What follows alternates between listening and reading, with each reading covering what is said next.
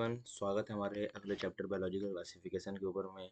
हमने पिछले chapter the living world को वर्ड टू वर्ड एनसीईआरटी को डिकोड करके उस चैप्टर को जिस तरीके से कंप्लीट किया था, आज हम लोग बायोलॉजिकल क्लासिफिकेशन को उसी तरीके से कंप्लीट करने के लिए।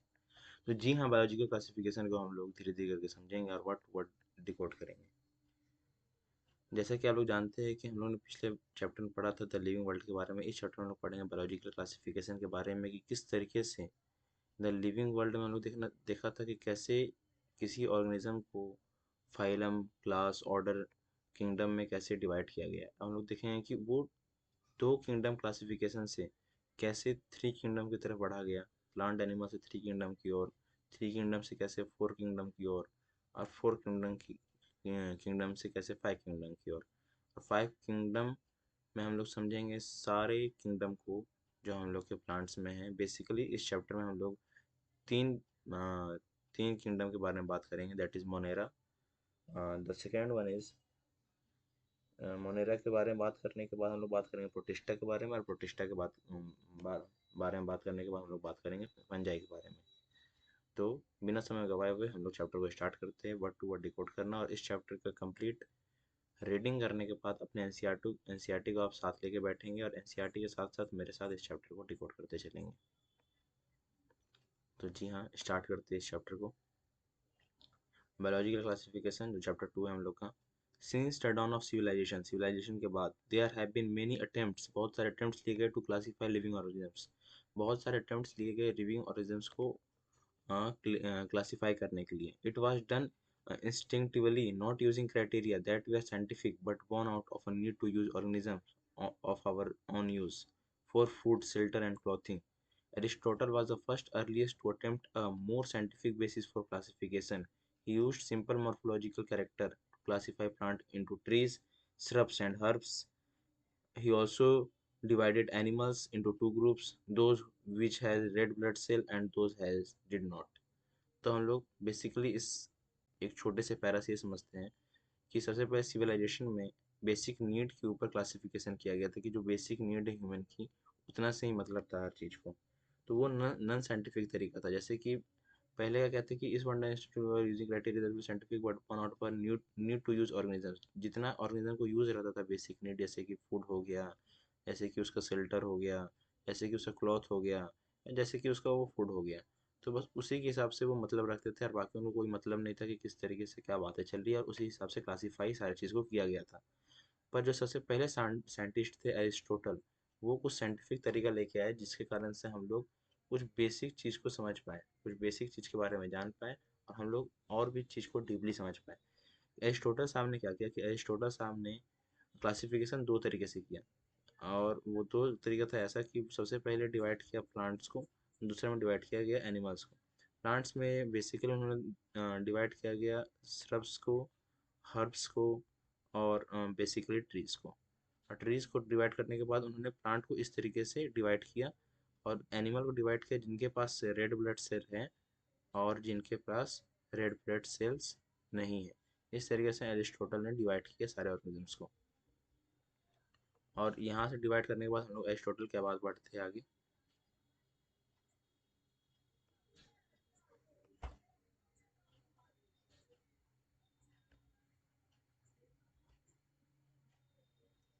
जी, in Linnaeus time a two kingdom system of classification with plantae and animalia kingdom was developed that include all plants and animals respectively. This system did not distinguish between the eukaryote and prokaryote, unicellular and multicellular organisms, and photosynthesis green algae and non-photosynthesis fungi organisms. Classification of organisms into plant and animals was easily done and was easy to understand, but a large number of organisms did not fall into either category. Hence, the two kingdom classification used for a longer time was found inadequate. Beside gross morphology, a need was also filled for including other characters like cell structure, nature of wall, mode of nutrition, habitat, method of reproduction, evolutionary relationship, etc. हम लोग आते हैं कि इसमें बात किया गया इस पैरा में लिनस साहब के बारे में। लिनस साहब ने क्या किया, तो हम लोग ने सबसे पहले समझा कि एरिस्टोटल ने कैसे प्लांट और एनिमल को डिवाइड किया था। प्लांट को डिवाइड किया था हर्ब्स श्रब्स के ऊपर, और यहाँ पे एनिमल्स को डिवाइड किया था रेड ब्लड सेल जिनके पास है और जिनके पास रेड ब्लड सेल्स नहीं है। बेसिकली द थिंग इज कि इन्होंने इस तरीके से सब चीज़ को डिवाइड किया था। उसके बाद हम लोग के पास आते हैं कार्लस लिनस साहब। कार्लस लिनस साहब ने क्या किया था कि प्लांट और एनिमल को फर्दर डिवाइड कर दिया था और फर्दर डिवाइड करने के बाद उन्होंने सारे प्लांट को एक जगह रखा था और सारे एनिमल को एक जगह रखा था। ठीक है, पर उनके बीच में डिमेरिट क्या आया कि वो ये नहीं फाइंड कर पाए। हम लोग इसको एक अलग कलर से हाईलाइट कर देते हैं। वो ये नहीं हाईलाइट कर पाए, उनके डिमाइड्स क्या था कि यू कैरियोट और प्रो कैरियोट किस तरीके से डिवाइड हुए हैं, यूनिसेलुलर मल्टीसेलुलर ऑर्गेनिजम्स में क्या डिवीजन है, photosynthesis green algae and non photosynthesis fungi में क्या डिसिमिलरिटी और सिमिलरिटीज हैं। Classification of organism into plants animals was easily done, was easy to understand. ठीक है, मतलब कि प्लांट एंड एनिमल के बीच में जो क्लासिफिकेशन वो बहुत आसान था पढ़ना। But a large number of organism did not fall into either category, मतलब कुछ कुछ ऐसे ऑर्गेनिजम्स थे जो इन कैटेगरी में नहीं आ रहे थे। Two kingdom classification used for a long time, दो दो किंगडम क्लासिफिकेशन बहुत सालों तक यूज हुआ, वाज फाउंड इनएडुकेट, और वो सही तरीके से फाइंड नहीं हुआ, मतलब कि वो हर चीज के लिए फुलफिल्ड नहीं कर रहा था, हर क्राइटेरिया फुलफिल नहीं कर रहा था। Beside gross morphology a need was also field for including other character लाने का जरूरत था, जैसे कि सेल स्ट्रक्चर, जैसे कि evolutionary relationship, nature of wall, mode of nutrition, habitat, method of reproduction. मतलब कि ये कुछ ऐसे पॉइंट्स मतलब कि क्या डिमेरिट थे, तो वो ये नहीं डिफाइन कर रहे थे टू किंगडम सिस्टम में कि कैसे सेल वॉल के तरीके से बेसिस पे हुआ था, सिल्वर के तरीके से बेसिस पे हुआ था, मोड ऑफ न्यूट्रिशन क्या चीज़ था, habitat, method of reproduction, cell structure या इवोल्यूशनरी रिलेशनशिप किस तरीके से वो इवॉल्व होते आ रहे हैं, इस बारे में उस टू किंगडम सिस्टम में कोई बातें नहीं की गई थी। आगे बढ़ते देखते हैं तो classification system for the living organisms undergone several changes over the time through plant and animals kingdom have been a consent under all different system। ठीक है, the understanding of what group organisms will be included under the kingdom have been changing। The number and nature of other kingdom have also been understood differently by different scientists over the time। मतलब कि आने वाले समय में बहुत सारे scientist आए जिन्होंने अलग अलग तरीके से क्लासिफिकेशन करना स्टार्ट किया और हम लोग को फर्दर उस चीज़ में ज़्यादा क्लियरिटी देखने के लिए मिला। मतलब कि अगर मान के चलो कि यहाँ पे कुछ चीज़ लिखा हुआ है और आपको बोला गया कि इसी गोला के अंदर हर चीज़ रखा गया है, सारे सब्जी को इसी गोला के अंदर रखा रखा गया है। ठीक है, और आपको इसमें जाके सब सब्जी को खोजना है, तो आप इसमें आप ज़्यादा समय लगाइएगा कि सब सब्जी कहाँ पर रखा हुआ है। अगर हम लोग ये करते कि इस चीज़ को डाइवर्सिफाई कर देते कि एक ऐसा बॉक्स है जिसमें हरी सब्जी रखी गई है, एक ऐसा बॉक्स है जिसमें विदाउट ग्रीन सब्जी रखी गई, जैसे कि ये हो गया बैगन, जैसे कि हो गया आपका लाल साग ही मान लेते हैं।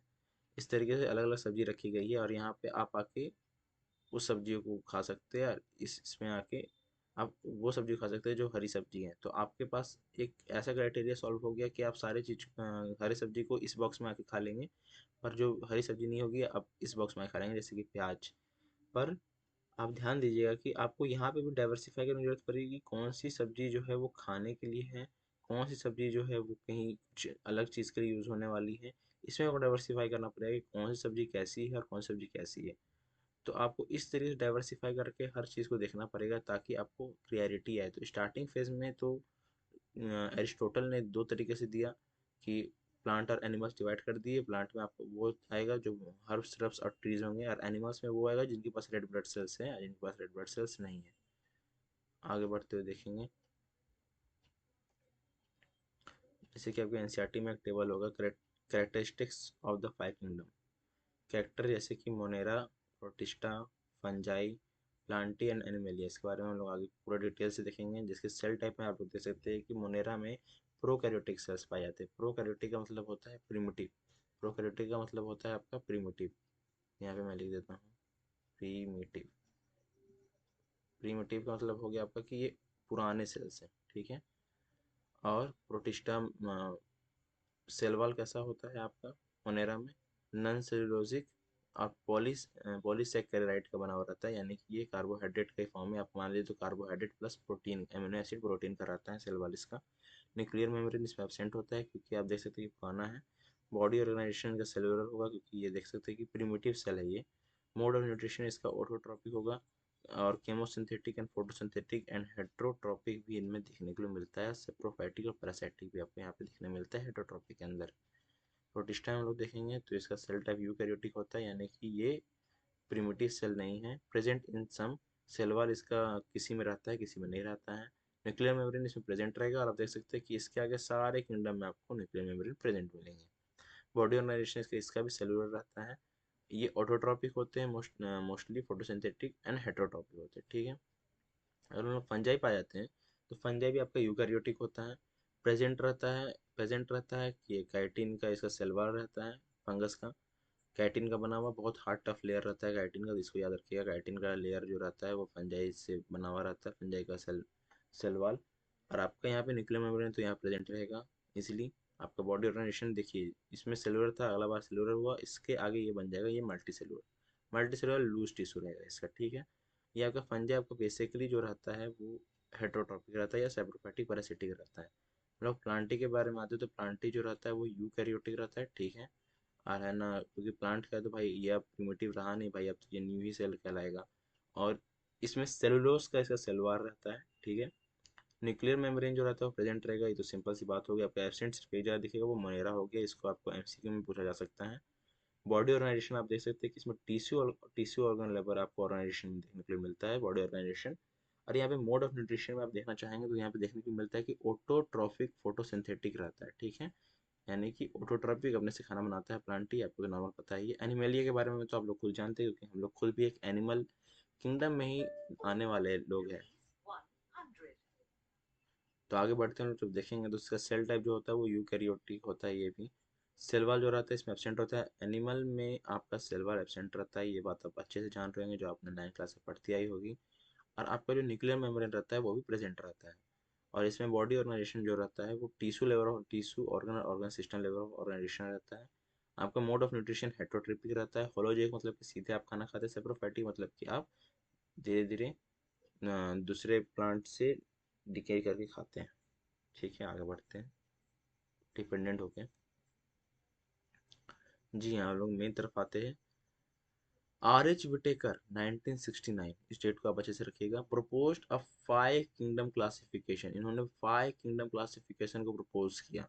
The kingdom defined him were named Monera, protista, fungi, Plantae and Animalia. मतलब यहाँ पे आर एच विटेकर ही एक ऐसा नाम है जिन्होंने सबसे बड़ा तीर मारा था इस एनिमल किंगडम या इस बायोलॉजिकल क्लासिफिकेशन के ऊपर, ठीक है।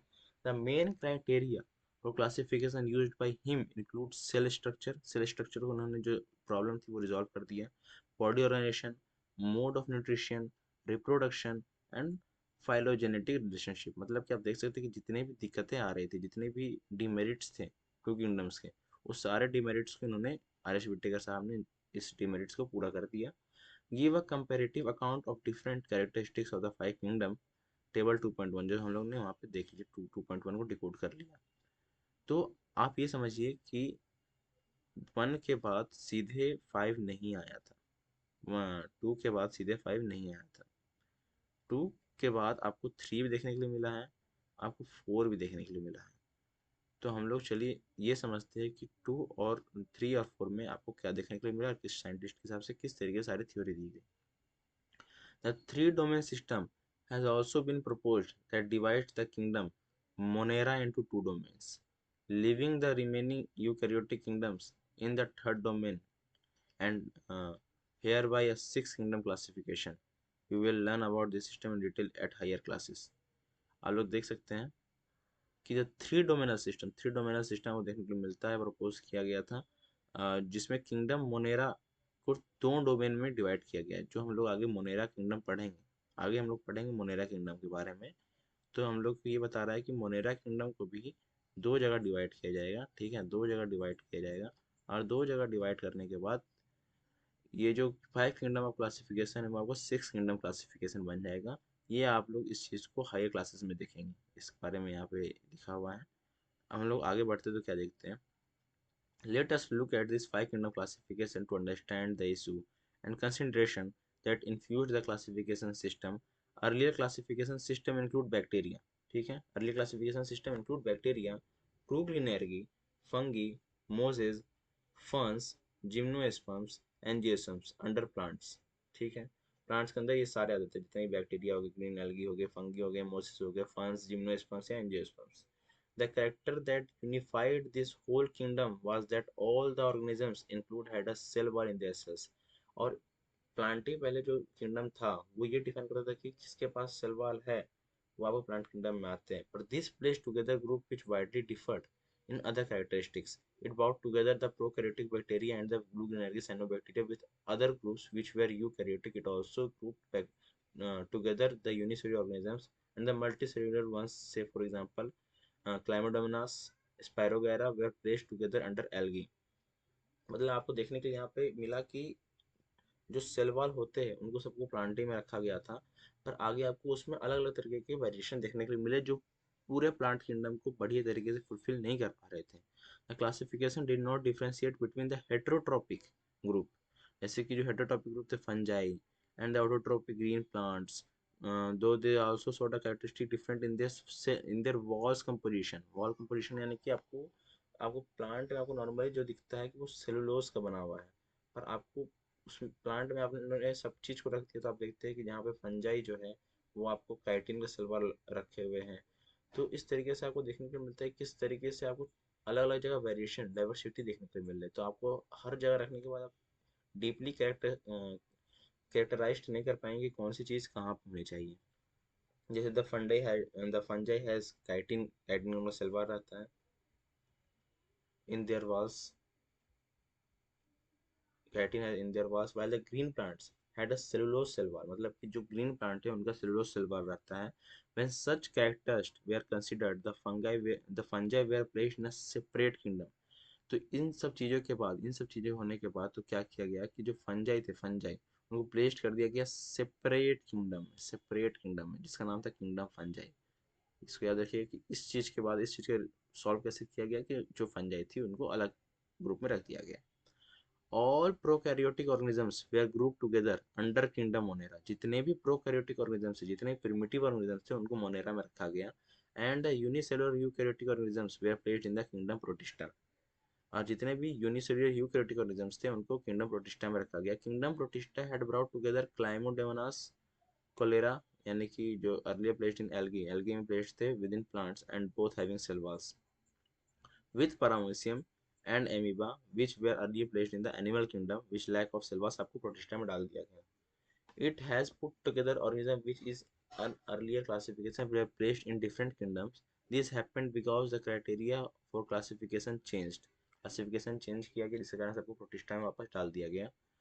This kind of changes will will take place in future to depending on the improvement in our understanding of characteristics.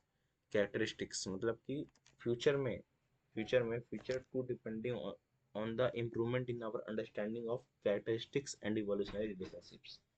मतलब कि फ्यूचर में अंडरस्टैंडिंग सही रहे और सारी चीज़ें कैरेक्टरिस्टिक्स हम लोग के पास रहे, और जितने भी इवोल्यूशनरी रिलेशनशिप हुए हैं, जितने भी इवॉल्व करके सारी चीज़ निकल के आए हैं, तो उन चीज़ का डीपली कंसेप्ट आपको क्लियर रहे इन फ्यूचर. इसलिए सब चीज़ को अच्छे से डाइवर्सिफाई तरीके से सबको डिवाइड किया गया. ठीक है. ओवर टाइम, कुछ टाइम के बाद, an attempt has been made to evolve a classification system which reflect not only the morphological, physiological and reproductive similarity but is also phylogenetic, that is based on evolutionary relationship. मतलब कि आगे जाके आपको बहुत सारे attempt has been made to evolve a classification, बहुत सारे attempt लिए गए क्लासिफिकेशन को दिखाने के लिए, क्लासिफिकेशन सिस्टम को जो सिर्फ मॉर्फोलॉजी के ऊपर नहीं, साइकोलॉजिकल तरीके से नहीं, रिप्रोडक्टिव तरीके से नहीं, बल्कि फाइलोजेनेटिक तरीके से भी दिखाए गए, जहाँ पे इवोल्यूशनरी रिलेशनशिप के बारे में बात हुई कि किस तरीके से कोई भी प्लांट, किस तरीके से कोई भी चीज़ इवॉल्व करके यहाँ तक पहुँचा है. अब हम लोग आगे देखते हैं कि in this chapter we will study characteristics of kingdom Monera. Monera के बारे में पढ़ेंगे हम लोग, प्रोटिस्टा के बारे में पढ़ेंगे, फंजाई के बारे में पढ़ेंगे, जिसने हमें, जिस चीज़ को हमें विटेकर साहब ने दिया था. Whittaker system of classification, five kingdom of classification को आप हम लोग विटेकर सिस्टम ऑफ क्लासिफिकेशन भी कहते हैं. The kingdom Plantae and Animalia commonly referred to as plant and animals kingdom respectively will be detailed separately in chapter 3 and 4. Chapter 3 and 4 में हम लोग डिटेल्ड तरीके से प्लांट एंड एनिमल्स को पढ़ेंगे, किंगडम को, और यहाँ पे भी हम लोग इनकी छोटी सी झलकियाँ लेते हुए आगे बढ़ेंगे। तो आगे बढ़ते हैं इसके कि आगे इसके क्या है। इसके बाद किंगडम मोनेरा हम लोग को देखने के लिए मिलता है। तो मैं बता देना चाहता हूँ कि कुछ चीज़ें जो एनसीईआरटी में नहीं दी हुई है, उन चीज़ों को हम लोग यहाँ पे डिस्कस कर लेते हैं। यहाँ पे हम लोग इस चीज़ को लिख लेते हैं, जबकि वो एनसीईआरटी में नहीं दी हुई है, पर उस चीज़ को जानने के लिए आपको सही रहेगा कि आप इस चीज़ को जानते हैं। तो हम लोग चलिए उस बारे में बात कर लेते हैं। जैसे कि थ्री किंगडम सिस्टम जो आया था, थ्री किंगडम सिस्टम, जिसमें आपका थ्री किंगडम सिस्टम को इंट्रोड्यूस किया गया था, वो आपका दिया गया था हैकल के द्वारा दिया गया था, जिसमें प्रोटिस्टा के बारे में बात हुआ था। प्रोटिस्टा को इंट्रोड्यूस किया गया था, जहाँ पे आपको जो फर्दर कुछ कुछ एनिमल्स थे, प्लांट्स थे, उनको एक जगह डाल दिया गया था। ठीक है, प्रोटिस्टा के अंदर आपको ये डिस्कस हुआ था, प्रोटिस्टा। ओके, हम लोग अब आगे बढ़ते हैं। तो हम लोग देखते हैं कि फोर किंगडम क्लासिफिकेशन आपका किसके द्वारा दिया गया था। तो वो आपका मोनेरा के द्वारा दिया गया। तो मोनेरा भी एक साइंटिस्ट नाम था जिन्होंने मोनेरा के बारे में इंट्रोडक्शन दिया था। और हम लोग फाइव किंगडम के बारे में इसमें नॉर्मली पढ़ेंगे। जो फाइव किंगडम दिया गया था आपका R.H. विटेकर साहब के द्वारा, R.H.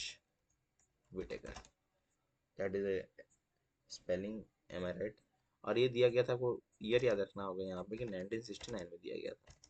ठीक है, दैट इज अ थिंग।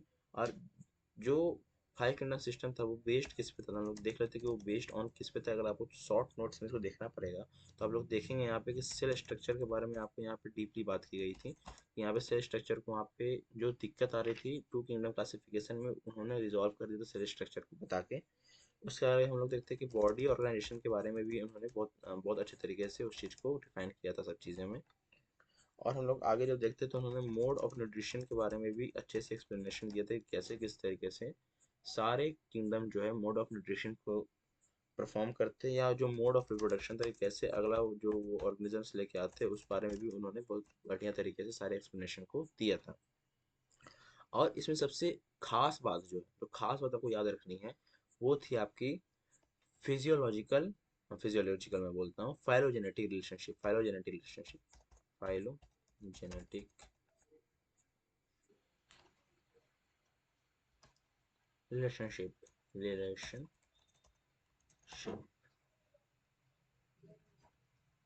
और इस चीज़ में हम लोगों ने एक चीज़ के बारे में बात नहीं की थी, जहाँ पे हम लोगों ने थ्री डोमेन सिस्टम के बारे में पढ़ा था।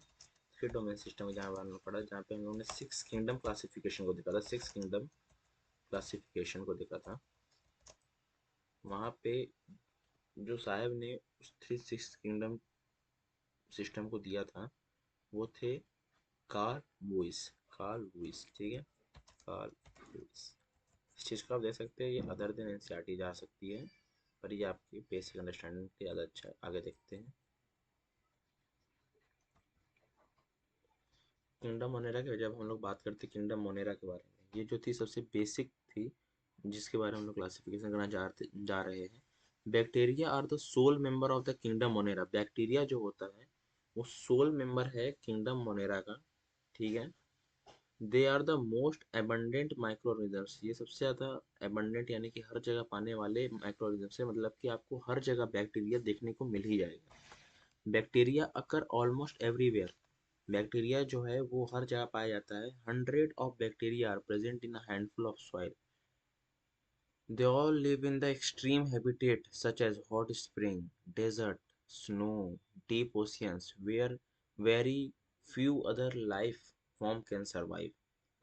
तो जैसा कि हम लोग देख सकते हैं कि बैक्टीरिया अकर ऑलमोस्ट एवरीवेयर। बैक्टीरिया सारे जगह पाए जाते हैं। 100 of bacteria present in the handful of soil, मतलब कि एक मुट्ठी अगर हम लोग बालू को उठाएंगे, उस बालू को अगर देखेंगे, तो उसमें भी 100 तरीके के बैक्टीरिया हम लोग को देखने के लिए मिल जाएंगे।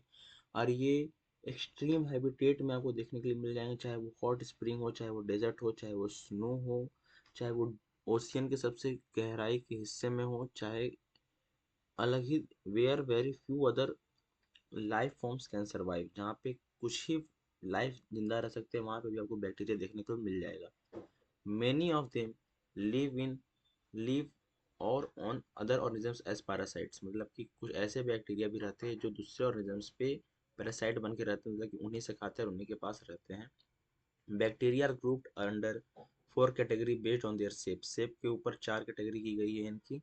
Spherical coccus, coccus cocci plural form, rod shaped bacillus, comma shaped vibrium and spiral shaped spirillum. इसके बारे में लोग देख लेते हैं कि 4 तरीके में डिवाइड की गई। पहले कोकस है, कोकस यानी कि ये आपको गोल तरीके को देखने को मिलेगा, स्पेरिकल शेप रहेगा, इसे इसको हम लोग कोकस बोलते हैं। सेकेंड जो हो गया, ये हो गया इसका बैसिलस शेप का, बैसिल यानी कि रॉड शेप का, ये कुछ इस प्रकार देखने को मिलेगा आपको, इस प्रकार का वो बैक्टीरिया शेप देखने को मिलेगा।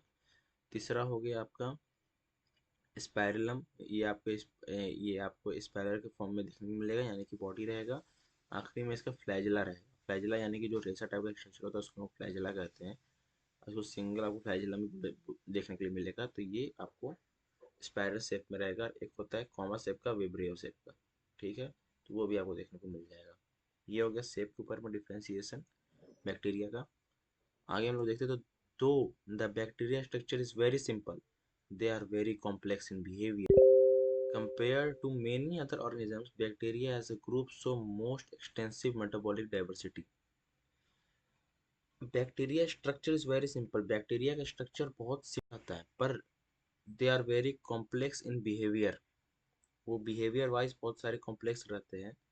यानी कि अगर जितना छोटा ऑर्गेनिजम्स रहेगा तो उस छोटा ऑर्गेनिजम्स का जो स्ट्रक्चर रहेगा वो वेरी सिंपल रहेगा। पर सोचो कि अगर एक ही ऑर्गेनिज्म सारा काम कर रहा है, एक्सक्रीशन कर रहा है, रेस्पिरेशन कर रहा है, आपका डाइजेशन कर रहा है, तो उसका जो काम करने का जो तरीका होगा वो बहुत ज़्यादा कॉम्प्लेक्स पड़ जाएगा।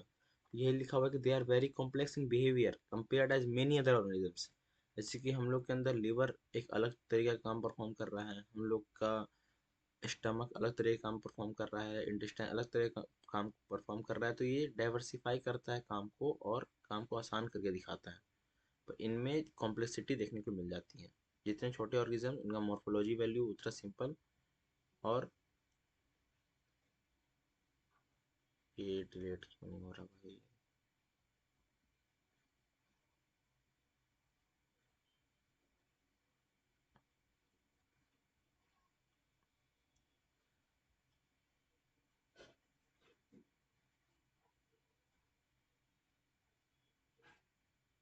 हम्म, चलो हटाओ, आ जाते हैं इस पे।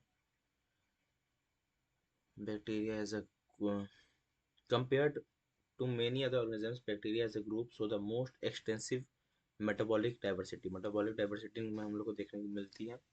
some of the bacteria are autotrophic, कुछ बैक्टीरिया ऑटोट्रॉपिक होते हैं जो अपना खाना खुद बनाते हैं इनऑर्गेनिक सब्सटेंस से। दे मे बी फोटोसिंथेटिक, वो फोटोसिंथेटिक भी हो सकते हैं, धूप के माध्यम से अपने खाना बना रहे होंगे, या केमोसिंथेटिक ऑटोट्रॉपिक, या केमिकल के द्वारा अपने खाने को कन्वर्ट करके अपने आप को दे रहे होंगे।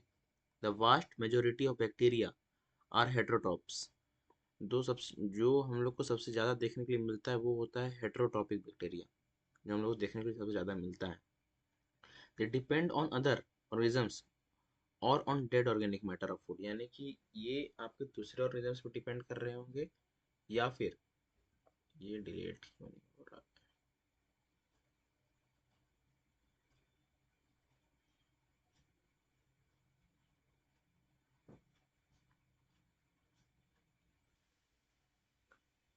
छोड़ो। हेट्रोट्रॉपिक जो होते हैं वो अदर ऑर्गेनिजम्स पर डिपेंड करते हैं खाने के लिए, या dead decaying matter of food पे डिपेंड करते हैं अपने भोजन को लेने के लिए। अब यहाँ से हम लोग आगे बढ़ेंगे तो हम लोग मोनेरा के अंदर ही अब इसके अलग अलग टाइप देखेंगे।